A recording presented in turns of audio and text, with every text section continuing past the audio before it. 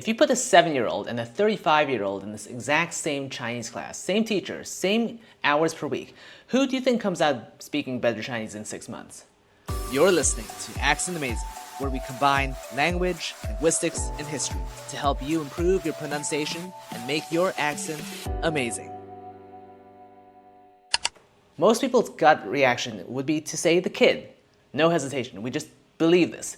Parents believe it. Teachers believe it. There are entire industries, early childhood language programs built on this one idea that there is a closing window, and once it shuts, you're basically learning with one hand tied behind your back.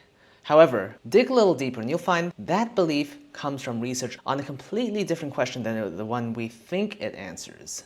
So today we want to answer the question, does age actually matter when you're learning a second language as an adult?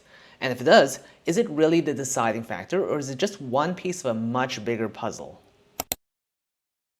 Back in 1959, neurosurgeon Wilder Penfield and his co-author Lamar Roberts published Speech and Brain Mechanism. They were operating on the brains of children and adults and noticed something. Children's brains seem to recover language ability after injury far more easily than adult brains. From that, they proposed that there's a window, a critical period, where the brain is uniquely wired to absorb language. A few years later, in 1967, linguist Eric Lenneberg ran with the idea in his book, Biological Foundations of Language.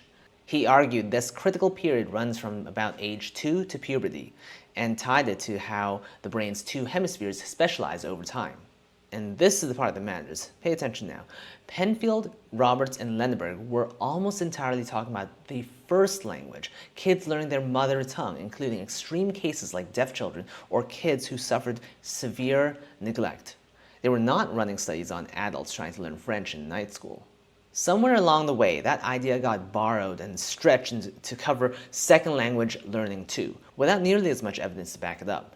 Researchers Ellen Białystok and Kenji Hakata reviewed the actual second language data in the 1990s and found something messier than a hard cutoff. The ability to learn a language does tend to decline with age on average, but it's not a gradual slope, not a door slamming shut at age 12. So the window closes story isn't wrong exactly, it's just answering a different question than the one most adults are asking. Okay, so if the critical period was mostly about the first language, what happens when researchers actually test kids versus adults learning a second language head-to-head? One of the classic studies here is from Catherine Snow and Marian Höfnagel-Höhle back in 1978. They followed English speakers of different ages, little kids, pre-teens, teens, and adults, all learning Dutch after moving to the Netherlands. Same environment, same exposure. The result surprised a lot of people. In the first year, it was the 12 to 15-year-olds and the adults who picked up Dutch the fastest. The youngest kids, aged 3 to 5 years old, actually scored lowest on every test.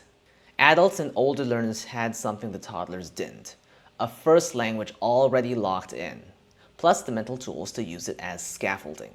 And that part gets buried under the kids are sponges narrative. Adults aren't learning from zero. You already know what a noun is. You already know how languages have rules and that word order matters, that tone changes meaning. A 4-year-old is still figuring that out on his own, on top of trying to learn a second one. So why does it feel like little kids learn faster? Part of it is that kids and adults aren't using the same mental toolkit at all. Young children lean almost entirely on implicit learning, unconscious absorption, just from being surrounded by sound and meaning over and over. They're not studying grammatical charts or taking notes. The language just goes in. Adults still have that implicit system, but by the time you're grown, your explicit memory, the conscious, deliberate kind, is fully online and doing a lot of the heavy lifting.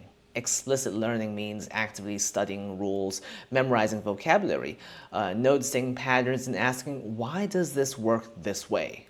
Neither system is better. They're just different tools. A toddler immersed in a language for 10 hours a day for 2 years will absorb it brilliantly, but no working adult has 10 unstructured hours a day to give up language. That would be amazing. What adults can do is study smart instead of just listening passively. Flashcards, spaced repetition, breaking grammar into rules that you can actually apply on purpose. Those are some tools you can use to jumpstart and really accelerate your learning. So if adults have all these advantages, existing knowledge, better study strategies, and faster early progress in some studies, why does it still seem like many adults try to learn a language and just stop? It's almost never biology. It's usually one of three things. First, time. A kid in school is functionally immersed for 6+ hours a day, every day for years. To be a kid again with no responsibilities, just homework and hang out with friends. When you hang out with your friends and your peers, you have to talk in that language. So it's no surprise that you quickly pick it up from repeated use. An adult, on the other hand, has to squeeze language practice between a job, a commute, and everything else that life demands. I'm sad to say that even as a language lover, I haven't taken a language class in 3 or maybe even 4 years. Second, fear of looking stupid. A 5-year-old will happily say a sentence wrong 50 times in a row and not think twice about it. An adult says one wrong sentence in the front of a native speaker and wants to crawl into a hole. That self-consciousness quickly kills more language attempts than any critical period ever could. Third, inconsistency. Adults tend to go hard for 2 weeks and then burn out and quit. The brain doesn't build strong language pathways from intense bursts. It builds them from steady, repeated exposure. Short and frequent beats long and occasional every time, hands down. This is why I tell my students to study a bit every day, even if it's just 5 or 10 minutes. That's better than doing it for 2 hours one day a week. It really is like going to the gym. So, what should an adult actually do with all this information? Be consistent. Be consistent rather than intense. 20 minutes a day, every day, builds stronger neural pathways than one exhausting 3-hour session on Sunday. Adult brains respond well to procedural memory, the same way you go to build a habit at the gym. Get real exposure, not just textbook study, podcasts and shows and conversations, anything that gets your brain out of the translate every word mode and into the understanding meaning directly mode. That shift is where fluency actually starts to feel real. Use the advantage you already have. You already understand what grammar is.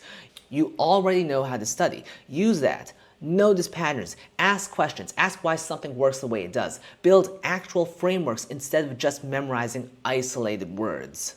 Let go of embarrassment. This is a big one. Every mistake you make out loud is data your brain is using to recalibrate. The adults who improve fastest aren't the smartest ones. They're the ones who kept talking even when it felt clumsy. I myself, in my Polish learning, speak it a lot and quite quickly. I do tend to make a lot of grammatical mistakes. I'm learning Polish and I do tend to speak it a lot. I speak it quite fast and I do try to get all the grammatical rules correct, but once in a while I use a feminine adjective for a masculine noun, or I put the word in the wrong grammatical case. It's no big deal. I make a note of it, and then later on, when it comes up again, the chance of me getting it right the next time increases. So back to the question, does age actually matter in second language learning? Yes, some studies do show that younger starters often reach a more native sounding accent in the long run. That part is real. However, age is one variable in a very complex equation, and there's a lot of variety in how people learn languages, and it's far from the deciding factor. How much you study, how consistently you show up, and how much you get real exposure, and whether you're willing to sound clumsy for a while, those matter a lot more than the number of candles on your last birthday cake. You don't have to be young to learn a language well. You just have to keep going. That's it for today's episode. If this has shifted the way you think about learning a language as an adult, share it with someone who's told you it's too late for them to start. It's not.